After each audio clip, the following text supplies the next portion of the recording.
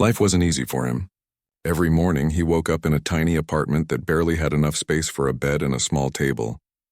The walls were thin, so thin that he could hear his neighbors arguing, their television blaring, and even the sound of footsteps from the floor above. But he didn't complain. This was his reality, and he had learned to live with it. His apartment was located right above a laundromat. The constant hum of washing machines and dryers became the background music of his life. Sometimes late at night, when the laundromat finally closed, he would sit by his window and enjoy the rare moments of silence. Those were his favorite times because that's when he could truly focus on what mattered most to him. During the day, he worked as a delivery driver. It was exhausting work. He would wake up at 5 in the morning, grab a quick cup of coffee, and head out to deliver packages all across the city. Rain or shine, hot or cold, he was out there on the streets carrying boxes up narrow staircases, dealing with traffic and trying his best to meet impossible deadlines. His back hurt, his feet ached, and by the end of most days he was completely drained, but he needed the money. Rent was due every month, and it wasn't cheap even for a place as small as his. Then there were bills for electricity, water, and the internet connection that he absolutely needed. Food was another expense, though he often survived on instant noodles and whatever was on sale at the corner store. There were days when he counted every single dollar, wondering if he would make it through the month. His co-workers at the delivery company thought he was just another guy trying to get by. They would chat during breaks, talking about sports, relationships, and their plans for the weekend. He would nod along, smile when appropriate, but never really shared much about himself. They saw him as quiet, maybe even a bit distant. Some thought he was unfriendly, but that wasn't true at all. He was just focused on something else, something they couldn't see. His neighbors barely knew him either. They would see him coming and going, always with earbuds in his ears, always walking with purpose. He would give them a polite nod or a quick smile if they made eye contact, but that was usually it. No one ever stopped to ask him about his day or what he was listening to so intently. He had become invisible in a city full of millions of people, just another face in the crowd. But inside his small apartment, behind that locked door, he was someone completely different. The moment he stepped inside and shut the door behind him, he transformed. This tiny, cramped space was his sanctuary, his studio, his entire world. And it was filled with music. His collection of instruments wasn't fancy. In fact, most of them were secondhand, bought from thrift stores or online marketplaces where people sold things they no longer wanted. There was a keyboard with a few sticky keys that didn't always work properly. He had bought it for $50 from someone who was moving out of state. There was another smaller keyboard that he had found at a garage sale. The sustain pedal was broken, but he had learned to work around it. In the corner of his room sat an old laptop that had seen better days. The screen had a crack running across it, and the casing was held together with duct tape. It was slow, painfully slow sometimes, but it still worked. He had installed music production software on it, nothing expensive, just free programs that he had taught himself to use by watching countless tutorial videos online. Every evening, after finishing his delivery routes, he would come home exhausted. His body would be screaming for rest, begging him to just collapse on the bed and sleep. But he couldn't. There was this pull, this irresistible urge that drew him to his instruments. He would make himself a simple dinner, usually something quick that didn't require much effort, and then he would sit down at his keyboard. That's when the magic happened. The moment his fingers touched those keys, all the exhaustion seemed to melt away. The pain in his back, the stress from work, the worry about money, all of it faded into the background. Music became his escape, his therapy, his reason for existing. He would play for hours, losing track of time completely. He didn't just play other people's songs. He created his own music, compositions that came from somewhere deep inside him. Melodies would flow through his mind like water, and he would rush to capture them before they disappeared. Sometimes he would wake up in the middle of the night with a tune in his head, and he would stumble to his keyboard in the darkness to play it before he forgot. His neighbors never heard any of this. He always wore headphones, even late at night, because he didn't want to disturb anyone. The walls were so thin that even the smallest sound could travel, and the last thing he wanted was to give them a reason to complain. So his music remained his secret, locked away in that small room, heard by no one but himself. He filled notebook after notebook with musical ideas. Scattered across his tiny table were scraps of paper with melodies scribbled on them, chord progressions that he wanted to remember, and lyrics that came to him during his delivery routes. Some people might have looked at his apartment and seen poverty and struggle, but to him this was everything. This was where dreams lived. Years had passed like this. Not months, but actual years of living this double life. By day, he was just another working person trying to survive in an expensive city. By night, he was an artist, a creator, someone who poured his soul into music that nobody else knew existed. He had never performed in public, never shared his recordings online, never told anyone about his passion. It wasn't that he was afraid or shy exactly. He just never thought anyone would care. Money was always tight and his equipment showed it. Things broke down regularly. He would spend hours fixing problems, looking up solutions online, finding creative workarounds for technical issues. When something couldn't be fixed, he would save up slowly, putting aside a few dollars here and there until he could afford a replacement. It took him 8 months once to save enough money to buy a used audio interface that most musicians would consider basic equipment. But none of that stopped him. Every single day, without fail, he found time for his music.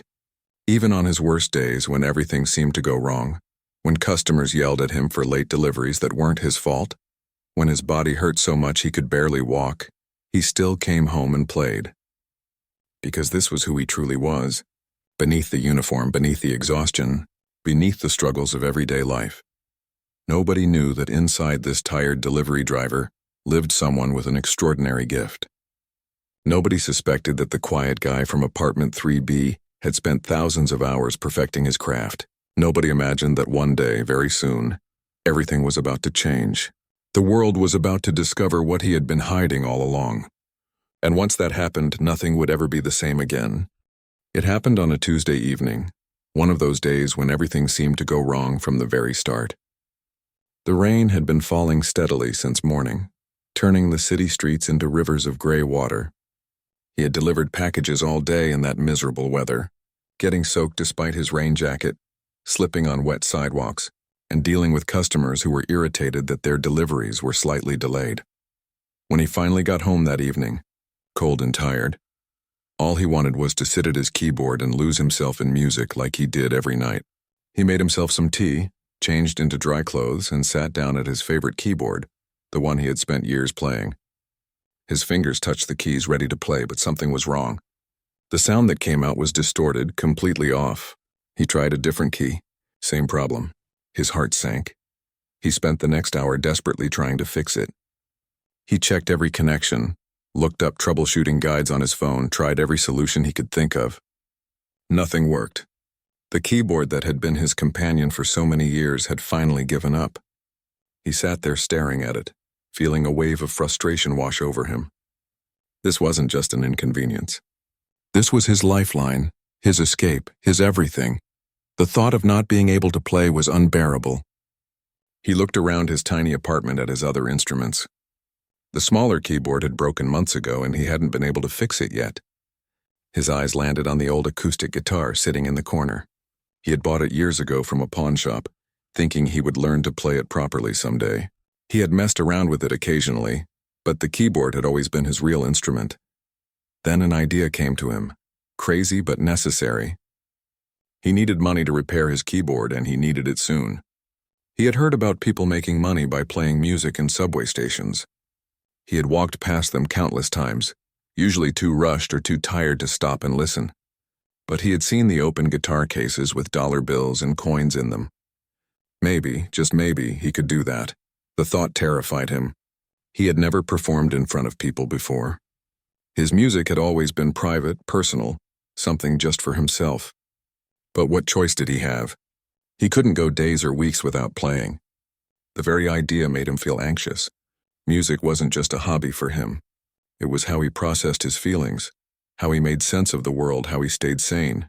He picked up the guitar, checked that it was somewhat in tune, and made a decision.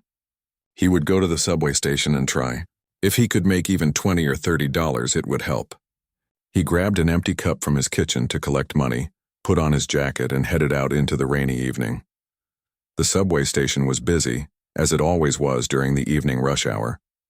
People were everywhere, flooding down the stairs, rushing through the turnstiles, hurrying to catch their trains home. Everyone looked tired, stressed, focused only on getting where they needed to go. Nobody made eye contact. Nobody smiled. It was just the usual chaos of city life. He found a spot near the turnstiles, not too close to block anyone's path, but visible enough that people walking by might notice. His hands were shaking, partly from nervousness, partly from the cold rain that still clung to his jacket. He set down his cup, took the guitar out of its worn case, and tried to calm his racing heart. For a moment, he just stood there frozen. What was he doing? What if people laughed at him? What if nobody stopped? What if he wasn't good enough? All these doubts flooded his mind. But then he remembered why he was here. He needed to fix his keyboard. He needed to play music again. That was all that mattered. He started playing. Not a cover of some popular song that everyone would recognize. That wasn't who he was. Instead, he played something he had composed himself, one of the many pieces he had created in his apartment over the years. It was a haunting melody, something that had come to him late one night when he couldn't sleep. At first, nothing changed. People continued rushing past, barely glancing in his direction. He kept playing, eyes focused on his fingers, trying not to think about being ignored. The melody flowed from the guitar, soft at first, then building in intensity. He forgot about the people rushing by. He forgot about the cold. He forgot about everything except the music. Then something strange started to happen. He didn't notice it at first because his eyes were closed, lost in the music. But the usual noise of the subway station began to change. The constant rush of footsteps started to slow. Conversations faded. Even the sound of trains in the distance seemed to quiet down. When he opened his eyes, he was shocked. People had stopped. Not just one or two, but dozens of them. They stood there frozen in the middle of their commute, staring at him. Some had been halfway through the turnstiles when they stopped. Others had put down their bags. A few had tears in their eyes. The entire atmosphere of the station had transformed. He kept playing, unable to stop now even if he wanted to. His fingers moved across the strings with a confidence he didn't know he had. The melody twisted and turned, telling a story without words. It spoke of struggle and hope, of loneliness and connection, of dreams that lived in tiny apartments above laundromats. More people gathered. The crowd grew larger. Some pulled out their phones, not to scroll mindlessly, but to record what they were hearing. They held them up, trying to capture this unexpected moment of beauty in the middle of their ordinary Tuesday evening. Nobody spoke. Nobody moved. They just listened. He played for 15 minutes straight, pouring everything into that guitar. Every emotion he had felt over the years, every late night spent creating music that nobody heard, every moment of doubt and determination, all of it came through in that performance. When he finally played the last note, letting it ring out and fade into silence, nobody moved for several long seconds. Then the spell broke. Applause erupted. People cheered. They rushed forward, pulling out their wallets, stuffing bills into his cup.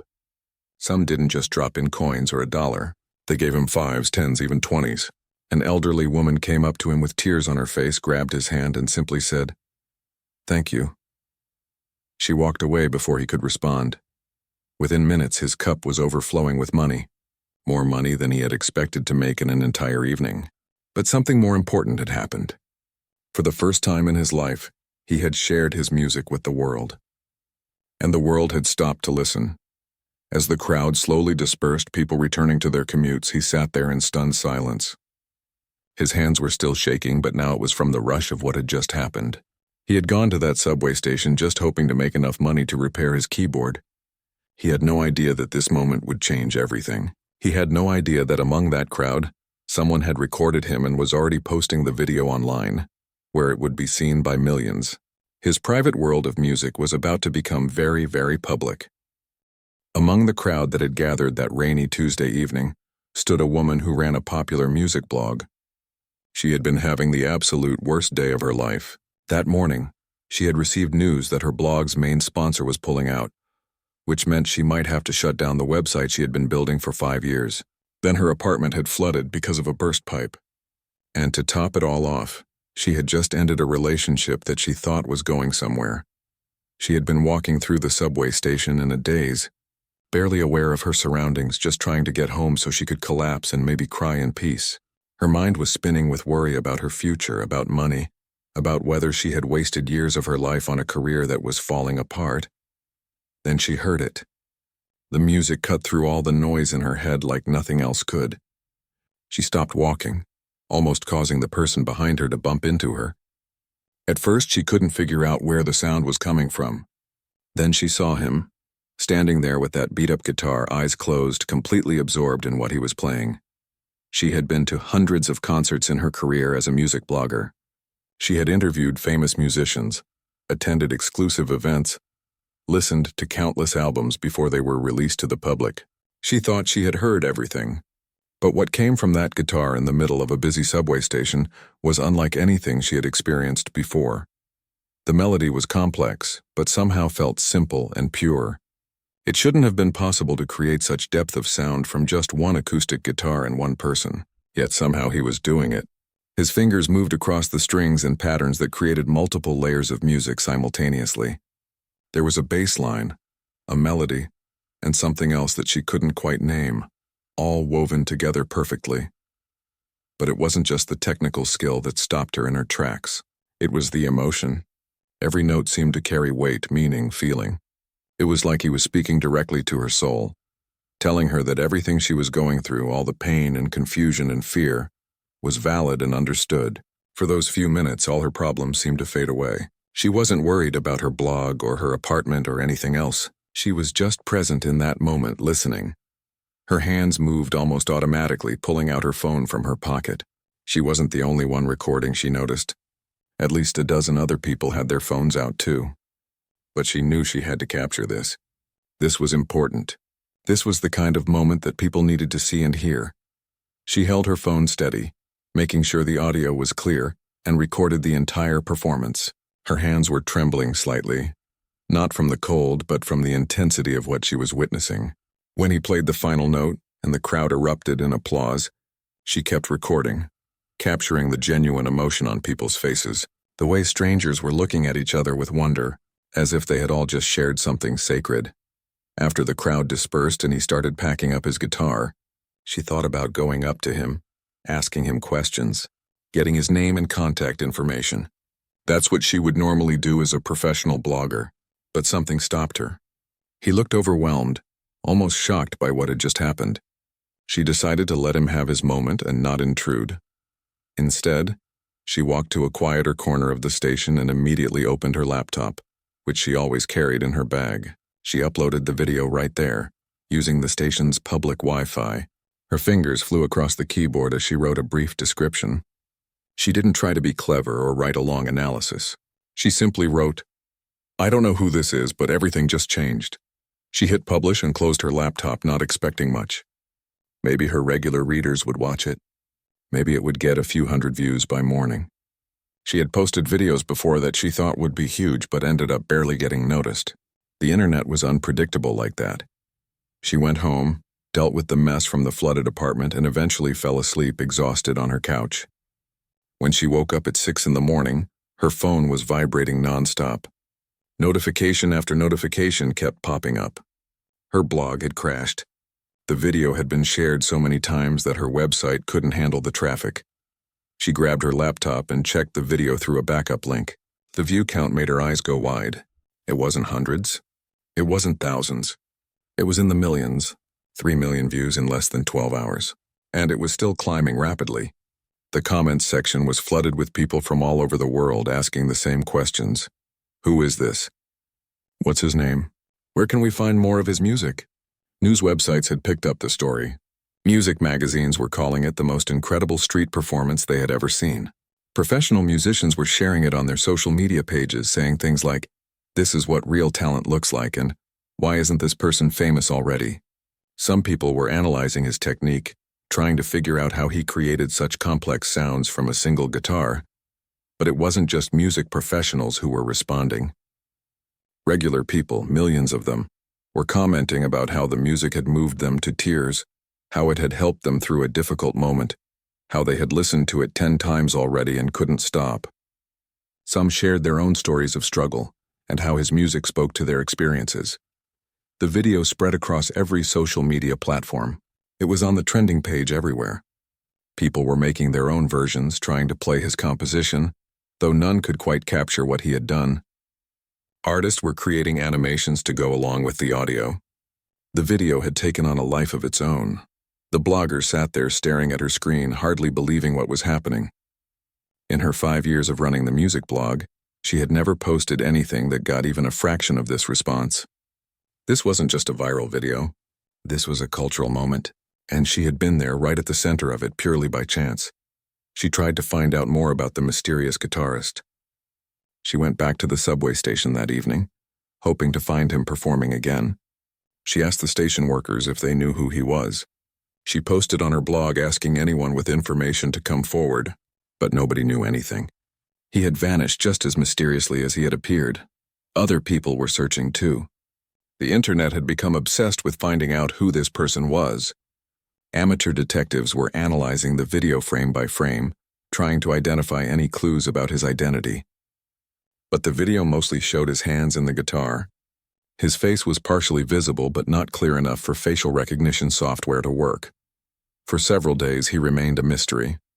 The unknown guitarist who had appeared in a subway station and then disappeared. Some people started to wonder if maybe he was a famous musician in disguise doing a social experiment. Others thought maybe he was homeless and had nowhere to go. The theories multiplied, but nobody had answers. What the blogger and everyone else didn't know was that the guitarist had no idea any of this was happening. He had gone home that night, used the money from his performance to order the parts needed to fix his keyboard, and had fallen asleep exhausted but content. He didn't use social media much and had no idea that millions of people were watching him, searching for him and wanting to hear more. His life was about to turn upside down, but for now, he was still just a delivery driver living above a laundromat, completely unaware that the entire world was looking for him. He woke up to chaos. The sound of his phone buzzing pulled him from sleep, and for a moment, he thought maybe he had forgotten to turn off his alarm. But when he picked up his phone, squinting at the bright screen, his heart nearly stopped.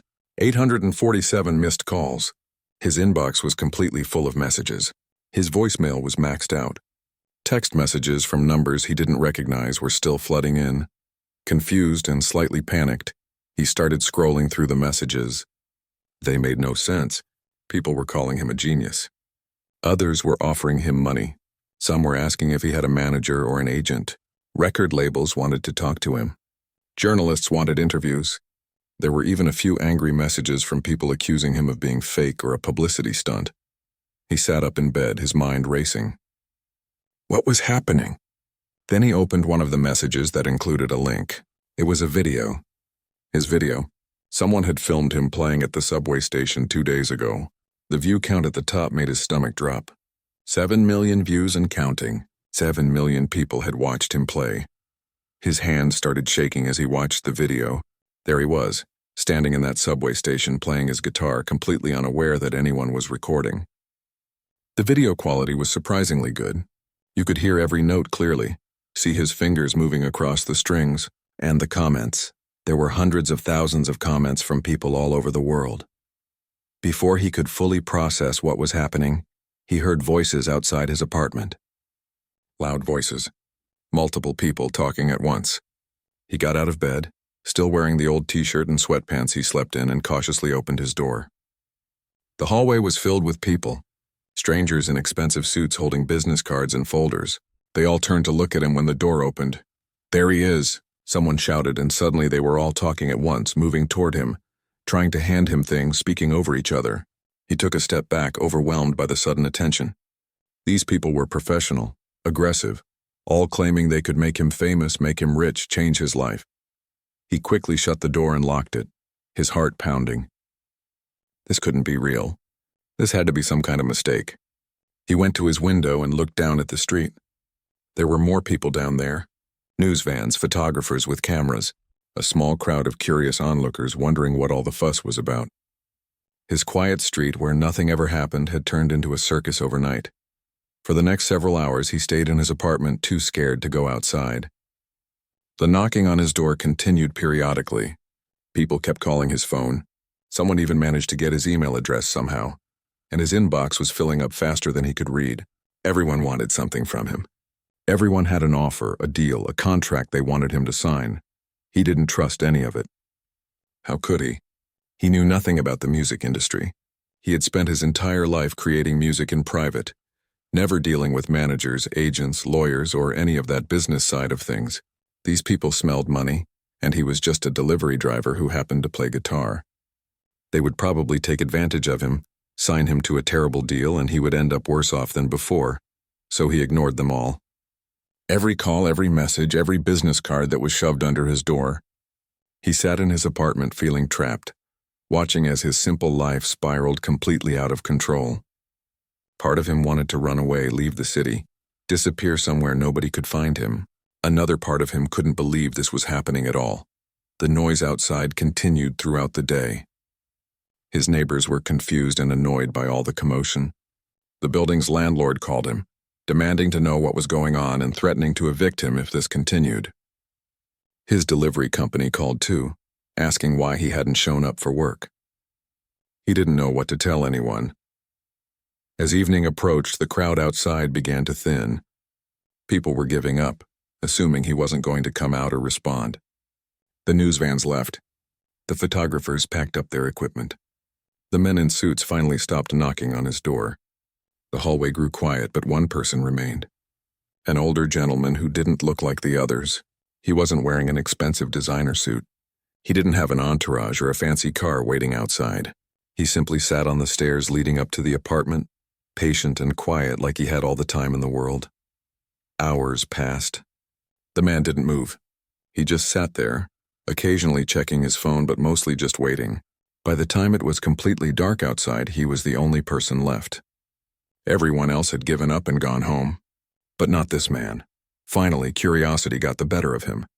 Around 9 in the evening, he opened his door and stepped out into the hallway.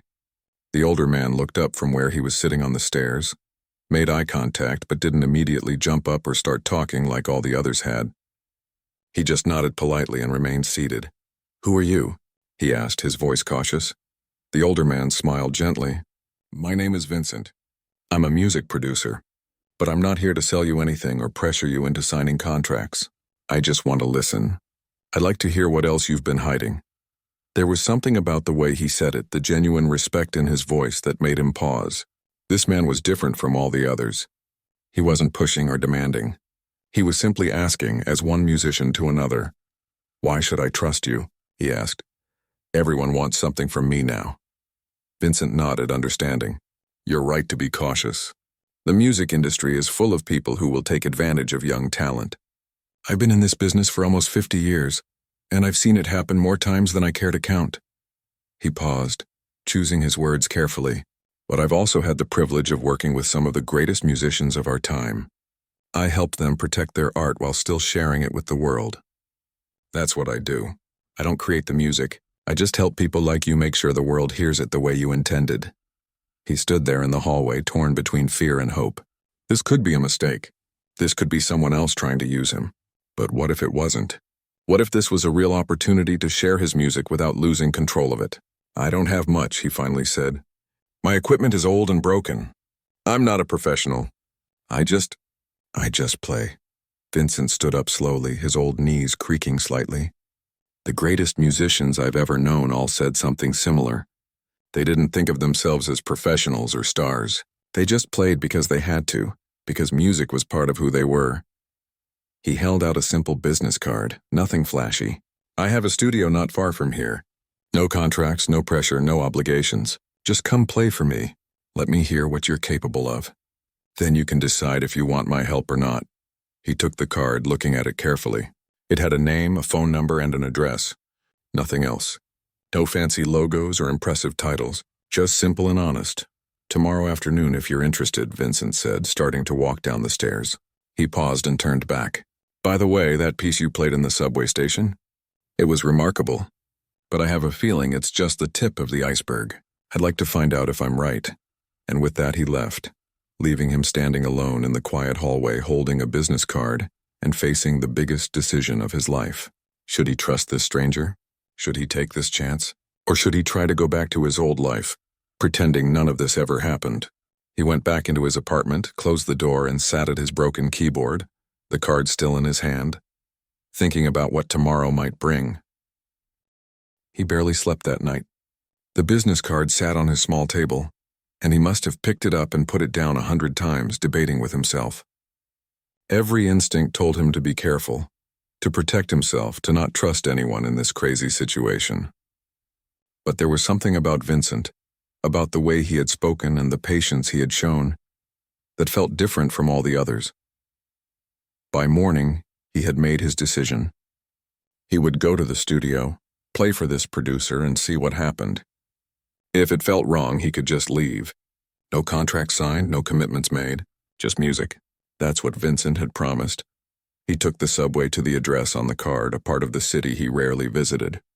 The building was in an upscale neighborhood, the kind of place where he usually made deliveries but never actually belonged. He found the right address and stood outside for a moment, gathering his courage. The building looked professional but not flashy.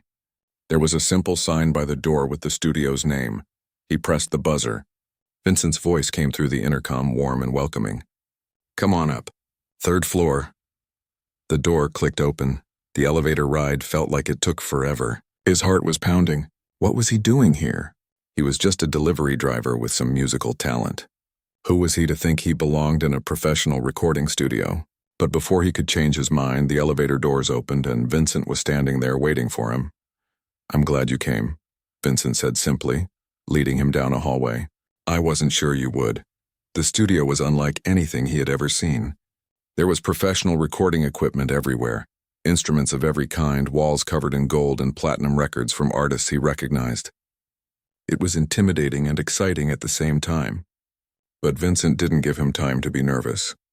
He led him directly to a large room with a beautiful grand piano sitting in the center. "This piano is worth more than my entire apartment building," he said without thinking. Vincent chuckled. "Probably true, but it's just an instrument. Tools are meant to be used, not admired. Go ahead, sit down." He approached the piano like it was something sacred. The bench was leather, comfortable and well-worn. He sat down carefully and placed his hands on the keys. They were perfectly weighted, responsive to the slightest touch. This was nothing like the cheap keyboards he was used to. This was what real musicians played. "Just play whatever you want," Vincent said, settling into a chair in the corner. "Pretend I'm not here. Just do what you do when you're alone in your apartment." That was easier said than done. He could feel Vincent watching him, could sense the weight of this moment.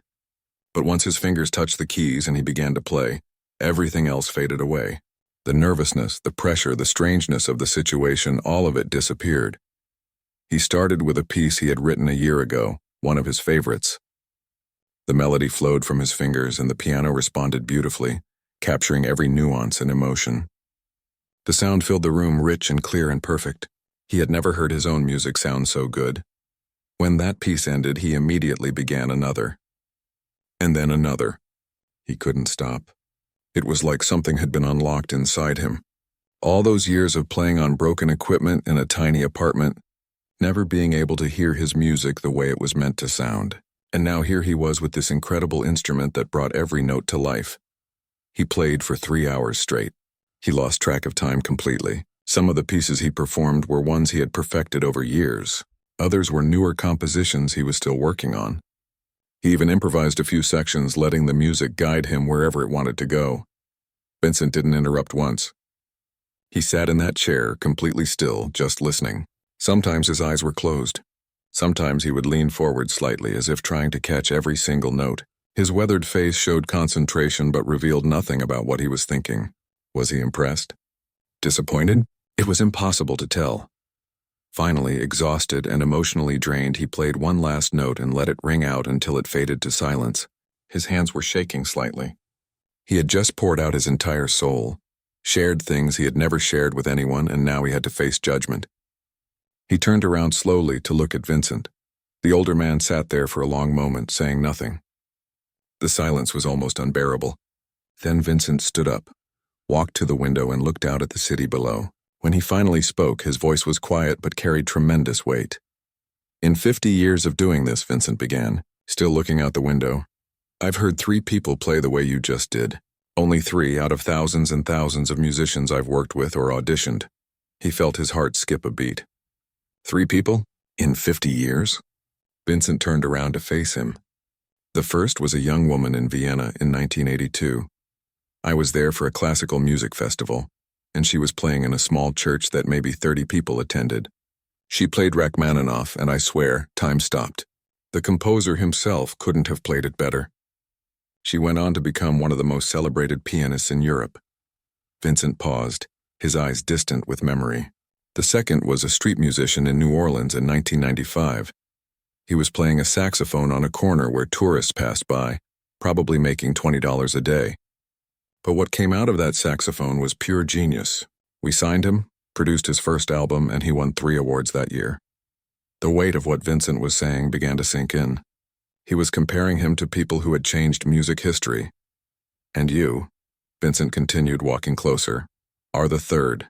What I just heard wasn't just talent or skill. Those things can be taught, can be practiced. What you have is something else entirely. It's like you and the music are the same thing. You don't play notes. You speak a language that goes straight to people's souls. He didn't know what to say. Part of him wanted to argue, to say Vincent was exaggerating, that he was just a regular person who happened to love music. But another part of him, the part that had spent countless nights alone with his instruments feeling like there was something special happening that nobody else could see, that part knew Vincent was telling the truth. What happens now? He asked quietly. Vincent sat down on the bench next to him. Now comes the hard part. The world has seen that video. Millions of people want to hear more from you. The music industry is circling like sharks, ready to tear you apart to get a piece of you. If we do this wrong, they'll chew you up and spit you out. And in 5 years, you'll be forgotten. Another tragedy of wasted potential. That's exactly what I'm afraid of, he admitted. Good, Vincent said firmly. You should be afraid. That fear will keep you smart. But here's what I can offer you. I can protect you from the sharks while still letting the world hear what you can do. I've spent 50 years building relationships, learning how this industry works, understanding the legal side, the business side, all the things that artists shouldn't have to worry about. You focus on the music. I'll handle everything else. And what do you get out of this? He asked. He needed to understand. Nothing in life was free. Vincent smiled, a sad but genuine smile. I'm old. I've made my money, won my awards, built my reputation. At this point in my life, I don't care about any of that anymore. What I care about is music. Real music. The kind that changes people's lives. The kind you just played for me. I get to be part of that one more time before I retire. That's worth more than any amount of money. They sat there together on the piano bench, 2 people from completely different worlds, connected by a shared love of music. Outside the window, the city continued its busy life. Millions of people going about their days, completely unaware that in this studio, something important was beginning. The other 2, he asked suddenly, the woman in Vienna and the man in New Orleans. You said they changed music forever. What does that mean? How did they do it? Vincent looked at him with an expression that was both proud and concerned. They didn't try to change anything. They just played authentically, shared their gift with the world, and let the music speak for itself. That's all you need to do. But be warned, once you step into this world, there's no going back. Your life will never be private again. Every note you play will be analyzed and criticized. You'll face pressure you can't imagine. Are you ready for that? He thought about his tiny apartment above the laundromat, his broken keyboard, his years of anonymity. Was he ready to give all that up? Was he ready for the world to see him, judge him, demand things from him? It was terrifying. But the alternative, going back to hiding his music, never sharing it with anyone, that felt even worse. I'm ready, he said, trying to sound more confident than he felt. Vincent nodded and stood up. Then let's begin. The car ride to Carnegie Hall felt like it took forever and no time at all. He sat in the back seat, staring out the window at the city passing by, his hands trembling slightly. Vincent sat beside him, calm and reassuring, but even his presence couldn't completely quiet the storm of anxiety raging inside. Remember, Vincent said as they pulled up to the venue, you're not here to prove anything to anyone except yourself. All those critics, all those skeptics, they don't matter. What matters is the music. Trust it. Trust yourself. He nodded, but his throat was too tight to speak. They got out of the car, and immediately he was hit with the reality of what he was about to do. Carnegie Hall stood before him, iconic and intimidating. This was where legends performed. And here he was, a delivery driver from Brooklyn who had learned to play music alone in a tiny apartment. The backstage area was busy with people preparing for the event. Technicians checked equipment. Security personnel talked into their radios. Staff members rushed around handling last-minute details. Everyone seemed to know what they were doing except him. He felt completely out of place. Someone led him to a small dressing room where he could wait before the performance. He sat there alone, staring at himself in the mirror. Who was this person looking back at him? Was he really about to walk onto that stage in front of thousands of people? It felt surreal, like a dream he might wake up from at any moment. A knock on the door. 15 minutes, someone called out. His heart started pounding harder. 15 minutes. In 15 minutes, he would walk out onto that stage and everything would change one way or another. He took deep breaths, trying to calm himself, but it wasn't working. Another knock. 5 minutes. They're ready for you. This was it. He stood up, his legs feeling weak, and walked toward the stage entrance. He could hear the murmur of the crowd beyond the curtain. The hall was packed. He knew that the front rows were filled with the most critical people in the music industry, the ones who had publicly doubted him, who had called him a fraud. Behind them were regular audience members who had been lucky enough to get tickets. And beyond that, millions more were watching the live stream, waiting to see if he would succeed or fail. Vincent met him in the wings.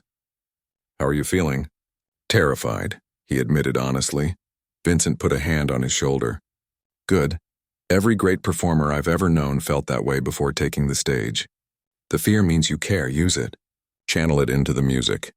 The house lights began to dim. The crowd grew quieter. An announcer's voice came over the sound system, introducing him, explaining the circumstances that had led to this moment. He barely heard the words. All he could focus on was the piano sitting in the middle of that enormous stage, spotlit and waiting. "Please welcome our performer for this evening." That was his cue. He walked out from the wings onto the stage. The applause was polite but reserved. He could feel the skepticism in the air, thick and heavy. The hall wasn't even completely full, he noticed. Many seats in the upper levels were empty. People had stayed away, certain this would be an embarrassment, not wanting to waste their time or money. He walked to the piano, sat down on the bench, and looked out at the audience. The lights made it hard to see faces, but he could sense the judgment, the doubt, the anticipation of failure. In the front row, he could make out the music theorist who had challenged him, arms crossed, expression already disapproving. His hands were shaking as he placed them on the keys. For a terrifying moment, his mind went completely blank. He couldn't remember what he was supposed to play. The composition he had chosen, the one he had practiced hundreds of times, had vanished from his memory. Panic surged through him, then he took a breath. He closed his eyes and stopped trying to remember. Instead, he just let his fingers find the keys naturally, trusting the countless hours he had spent playing, trusting the music itself. And when he pressed down, the first note rang out clear and pure through the hall. Everything else disappeared. The critics, the skeptics, the pressure, all of it faded away. There was only the piano and the music flowing through him. The composition he had written for this moment began to unfold, and it was like nothing he had ever played before. The piece started soft and introspective, almost fragile. It spoke of loneliness, of late nights in a small apartment, of dreams that seemed impossible. The melody was simple at first, just a few notes repeated, but each repetition added layers of complexity and emotion. Then it began to build. His fingers moved faster, adding harmonies and counter-melodies that wove together like threads in a tapestry. The music grew more confident, more hopeful. It told a story of struggle and persistence, of refusing to give up even when nobody believed in you. The sound filled the massive hall, reaching into every corner, touching every person sitting there. And something magical started to happen. The skepticism in the air began to shift. People who had come expecting to witness a failure found themselves leaning forward in their seats, drawn in by something they couldn't explain. In the front row, the music theorist who had challenged him uncrossed his arms. His expression changed from disapproval to confusion to something like wonder. He wasn't the only one. Throughout the audience, people were forgetting to maintain their critical distance. They were simply experiencing the music, letting it affect them. The composition continued to evolve, moving through different emotional landscapes. There were moments of joy that made people smile involuntarily. There were passages of such profound sadness that tears began forming in eyes. There were sections of pure technical brilliance that showcased skills beyond what most professional pianists could achieve. But it wasn't the technical skill that moved people. It was the honesty in every note. This wasn't someone trying to impress anyone or prove anything. This was a person sharing their soul through music, opening up completely, holding nothing back. Every emotion he had ever felt, every struggle he had faced, every moment of beauty he had experienced, all of it poured out through those piano keys. The music reached its climax, a soaring melody that seemed to lift everyone in the hall. It spoke of triumph, not over critics or doubters, but over self-doubt, over fear, over every obstacle that tries to stop us from becoming who we're meant to be. The sound was almost overwhelming, filling the space with pure energy and emotion. Then, gradually, it began to come down. The melody softened, became gentle again, like the end of a long journey. It spoke of peace, of acceptance, of knowing that the struggle had been worth it. The final section was quiet and contemplative, bringing everything full circle back to where it had started. When he played the last note, he let it ring out, sustaining it until it faded naturally into silence. He kept his hands on the keys, his eyes still closed, not ready to return to reality just yet. The hall remained absolutely silent. He opened his eyes slowly, preparing himself for the reaction. He half expected to hear criticism, complaints, or perhaps just polite applause before people left disappointed. Instead, he saw something he never expected. In the front row, the music theorist who had doubted him was standing up. Not to leave, but to applaud. His face was wet with tears. Then the person next to him stood. Then another. Like a wave spreading through the audience, everyone began rising to their feet. The applause started softly at first, almost uncertain, as if people weren't sure if they should be reacting this way. Then it grew louder, more confident, more genuine. Within seconds, the entire hall was on their feet, applauding with an intensity that shook the building. People weren't just clapping politely. They were celebrating, expressing something they couldn't put into words. In the front rows, he could see hardened music critics openly crying. Professional musicians who had won awards and performed all over the world looked stunned, as if they had just witnessed something they never thought possible. Regular audience members in the back rows were hugging each other, sharing in this collective moment of profound emotional experience. The applause continued for minutes, showing no signs of stopping. Some people shouted, "Bravo!" Others just stood there with their hands pressed to their faces, overwhelmed. The skeptics who had come to see him fail were applauding the loudest, as if trying to make up for ever having doubted. He sat there at the piano, hardly able to believe what was happening. This wasn't what he had imagined. He had hoped to not embarrass himself, to maybe earn some respect from the critics to prove he wasn't a fraud. But this was something else entirely. This was acceptance, recognition, and validation on a level he had never dared to dream about. Vincent appeared at the side of the stage, tears streaming down his old face, gesturing for him to take a bow. He stood up on shaky legs and bowed to the audience, and the applause grew even louder somehow. People were shouting his name now, though most of them had barely known it an hour ago. He looked out at the crowd, at all these faces full of emotion and appreciation, and finally understood what Vincent had meant. The music theorist who had challenged him was now applauding harder than anyone, his previous skepticism completely erased. The empty seats in the upper levels seemed to mock those who had stayed away, missing this historic moment. This was what his music could do. This was the gift he had been given, and for the first time in his life he truly believed that maybe, just maybe, news of Vincent's discovery spread through the music industry faster than wildfire. Within days, everyone knew that the legendary producer had found the mysterious Subway guitarist and was working with him. Music blogs were reporting it.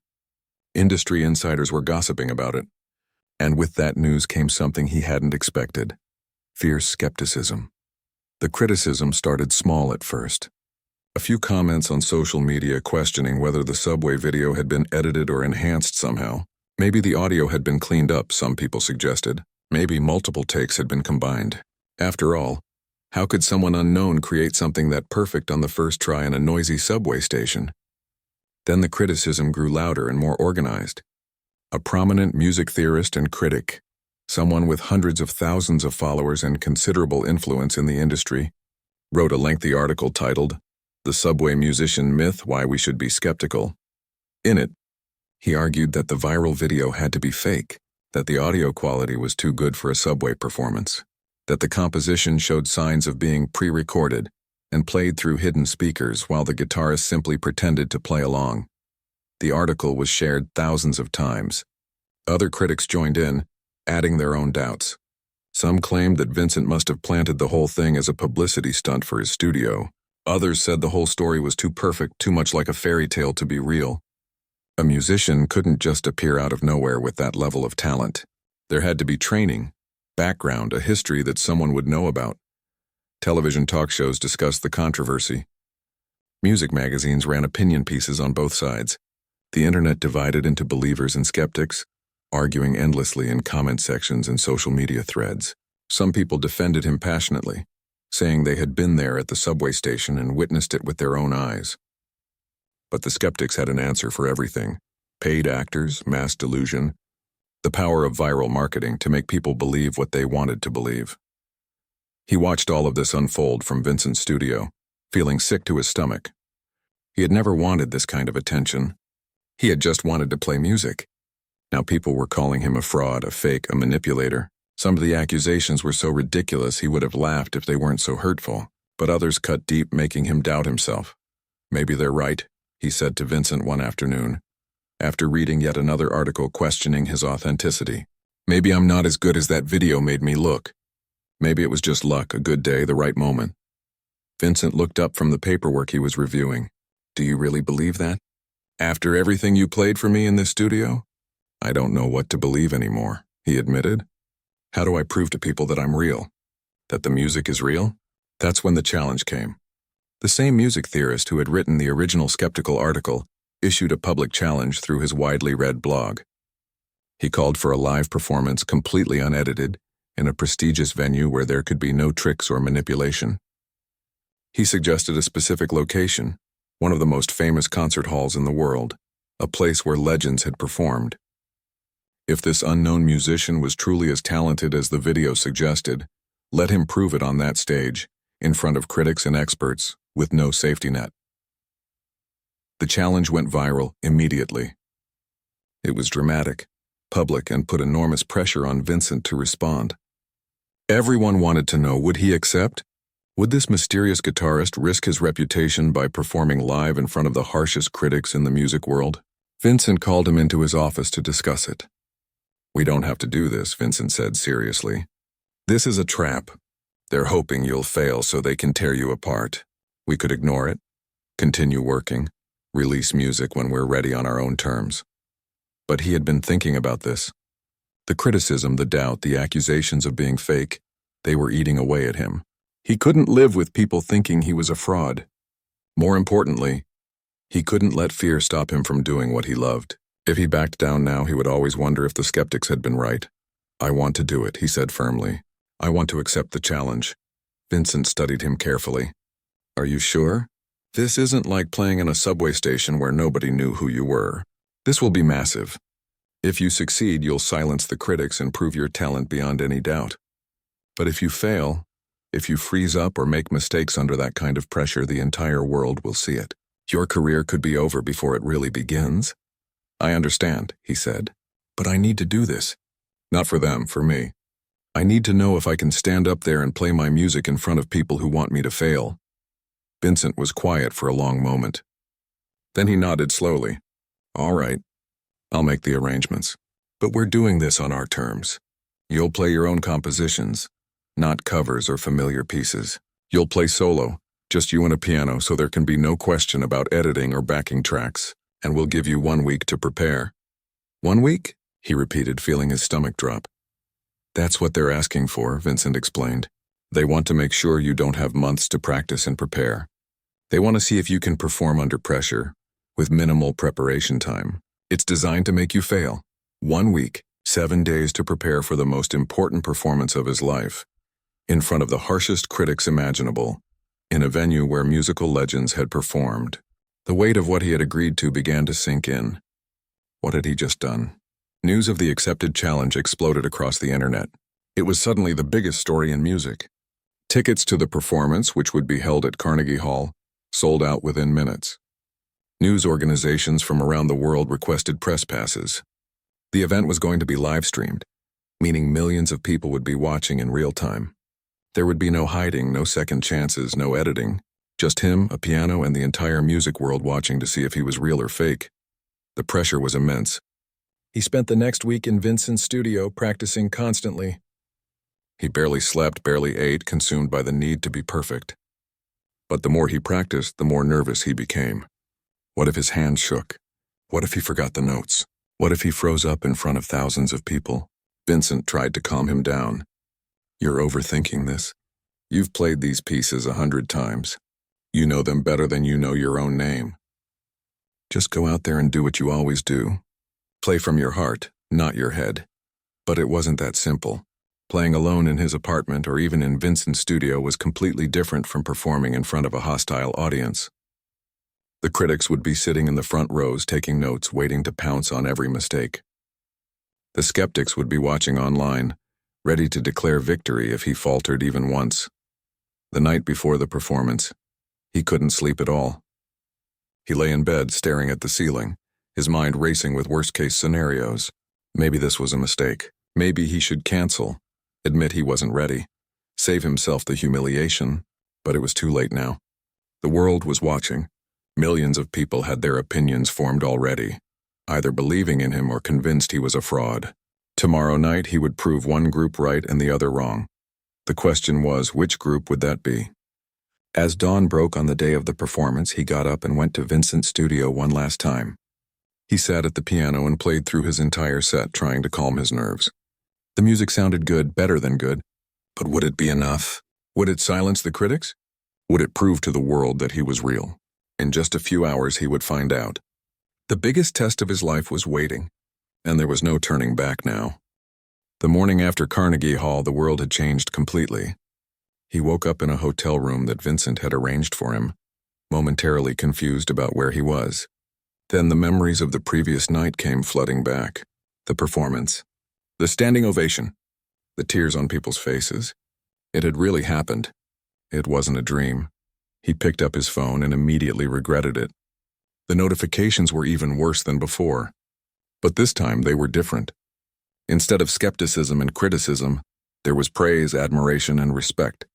Music publications that had questioned his authenticity just days ago were now calling the Carnegie Hall performance one of the most important musical events of the decade. Critics, who had doubted him, were writing lengthy apologies. The video of the performance had been watched by tens of millions of people overnight. But what struck him most were the messages from regular people. Thousands upon thousands of them, sharing how the music had affected them. A woman wrote that she had been planning to end her life that night, but hearing his performance gave her a reason to keep going. A father said he listened to it with his teenage daughter, who had been distant from him for years, and they cried together and reconnected. A teacher wrote that she played it for her students, many of whom had never listened to classical or instrumental music before, and they were transformed by it. His music was touching people, changing lives, making a real difference. That was more valuable than any award or recognition from critics. That was what made all the struggle worthwhile. Vincent knocked on his door around noon. When he opened it, the older man was smiling wider than he had ever seen. "Well," Vincent said, "I think it's safe to say the critics have been silenced.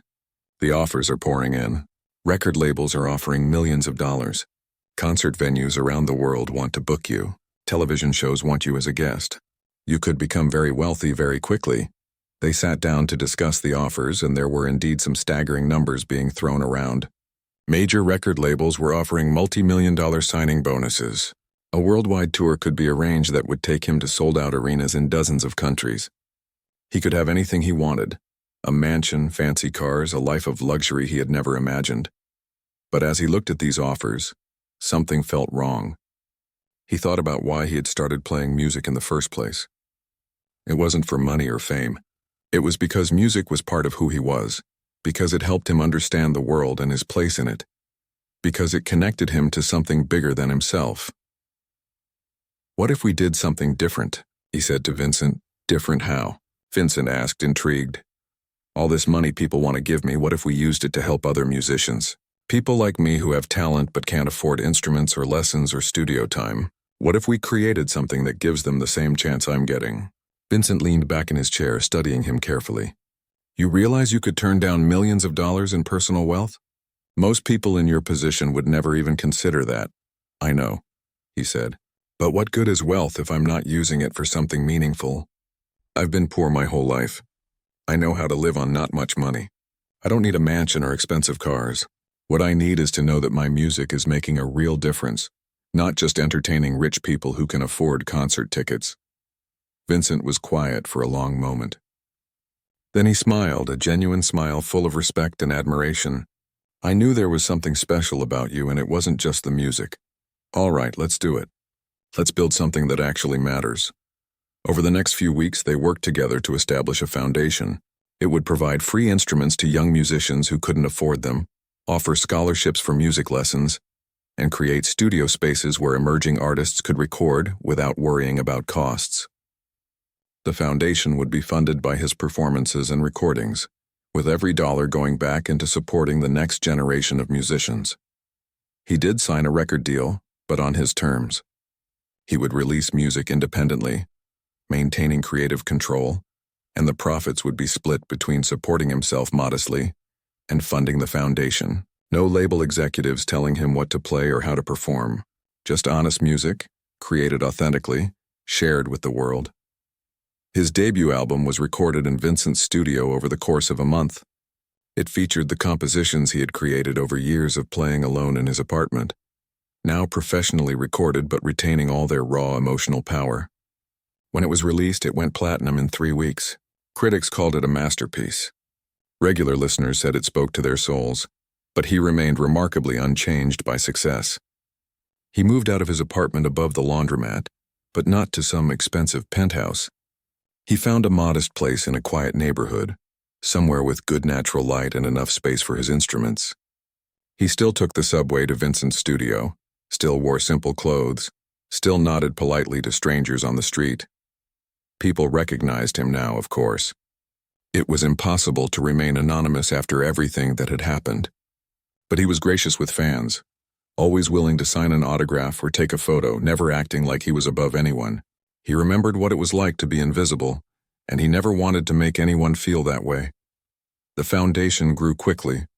Within 6 months, they had provided instruments to over 500 young musicians. They had established 3 community studio spaces where anyone could come and record. They had funded scholarships that sent talented kids to music schools they never could have afforded otherwise. And the best part was seeing what these young musicians created. Some of them were classical prodigies. Others were into hip-hop or electronic music or jazz or rock. The foundation didn't discriminate based on genre or style. If someone had talent and passion but lacked resources, they were welcomed. A year after the Carnegie Hall performance, the foundation held its first showcase event. Young musicians who had been helped by the program performed their own original compositions. He sat in the audience, not on stage, just listening and watching. Some of these kids were incredible, some were still learning. But all of them had the same fire he recognized from his own journey, the same desperate need to create and share their music. After the showcase, a teenage girl approached him nervously. She had performed that night, playing a violin piece she had written herself.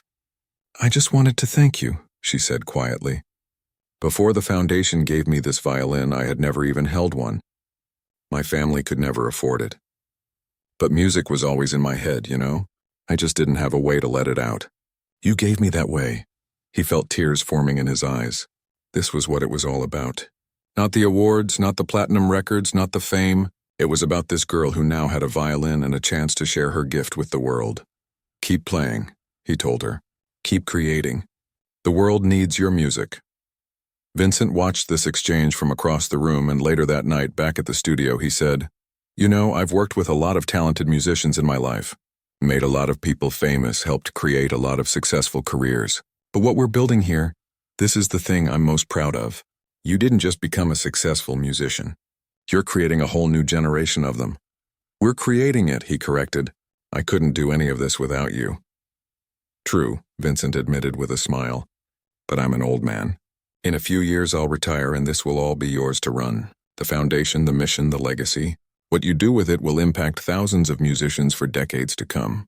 That's the real measure of genius, not just creating beautiful music, but using your gifts to lift others up." As months turned into years, his influence grew. Other successful musicians, inspired by his example, started their own foundations or contributed to his. The model he and Vincent had created began to spread. Music education programs that had been cut from schools due to budget constraints were being restored, funded by donations from people who believed music mattered. His own music continued to evolve. He released albums regularly, each one exploring different emotions and musical territories. He performed concerts but always made sure a portion of tickets were reserved for people who couldn't afford regular prices. He wanted his music to be accessible to everyone, not just the wealthy. He collaborated with other musicians, from classical virtuosos to street performers he discovered busking in subway stations. He never forgot where he came from, never lost touch with the reality that talent existed everywhere, often in the most unexpected places. All it needed was a chance to be heard. On the 5th anniversary of that first subway performance, he returned to the same station where it had all begun. This time it wasn't spontaneous. It was planned, announced in advance. Thousands of people showed up, packing the station, spilling out onto the streets above. Police had to be called to manage the crowds. He stood in the same spot where he had stood 5 years ago, when he was just a scared delivery driver hoping to make enough money to fix his broken keyboard. He played the same composition, the one that had been captured on video and changed his life. But this time he wasn't alone. All around the station, musicians who had been helped by his foundation joined in, creating a symphony of sound that filled the space.